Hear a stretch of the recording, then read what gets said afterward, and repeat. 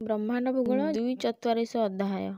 ଅର୍ଜୁନ ଉବାଚ ଅର୍ଜୁନ ମନର ବିକଳେ ପଡ଼େ ଗୋବିନ୍ଦ ପାଦ ତଳେ। ଭୂନାଥ କମଳା ରମଣ ଶରଣ ପଞ୍ଜର ତୋ ନାମ। ଅବ୍ୟକ୍ତ ରୂପ ନିରାକାର ଅନନ୍ତ ଶିରେ ତୋ ବିହାର। କାଳ ଶରୀରୁ ଆତ୍ମା ଜାତ ସେ ନୁହେଁ ବିଷ୍ଣୁ ମାୟାଗ୍ରସ୍ତ। କାଳ ସ୍ୱଭାବ ଶିଷ୍ୟ ଭାବ ଆତ୍ମାଟି କି ରୂପ ସମ୍ଭବ। ଏ କଥା କହ ନାଥ ମତେ ନମଇ ତୋର ପାଦ କ୍ରତେ। ଚକାର ବିନ୍ଦୁ ସ୍ୱରୂପ ସର୍ବସୃଷ୍ଟି ପ୍ରକାଶୟତେ ଅର୍ଦ୍ଧମାତ୍ରା ମହାବାଳ ଗ୍ରନ୍ଥତ୍ୟ ବିନ୍ଦୁ ରୂପକ।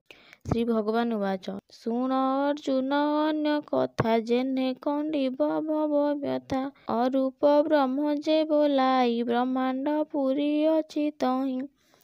ସେ ନୀଳ ବର୍ଣ୍ଣ ପ୍ରାୟ ଜ୍ୟୋତି ସେଠାରୁ ବିନ୍ଦୁ ଯେ ଉତ୍ପତ୍ତି। ସେ ବିନ୍ଦୁ ଆତ୍ମା ଜୀବ ହୋଇ ଅର୍ଦ୍ଧମାତ୍ରା ଉପରେ ରହି।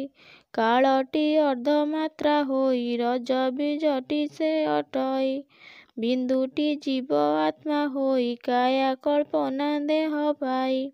ସେ ଜୀବ ଈଶ୍ୱର ହୁଅଇ ବ୍ରହ୍ମାଣ୍ଡ ଭୂଗୋଳ କହଇ।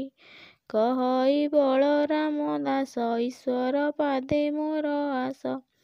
ଇତି ଶ୍ରୀ ବ୍ରହ୍ମାଣ୍ଡ ଭୂଗୋଳ ବର୍ଣ୍ଣନେ ହରି ଅର୍ଜୁନ ସମ୍ବାଦେ 2:44 ଅଧ୍ୟାୟ ସମାପ୍ତ।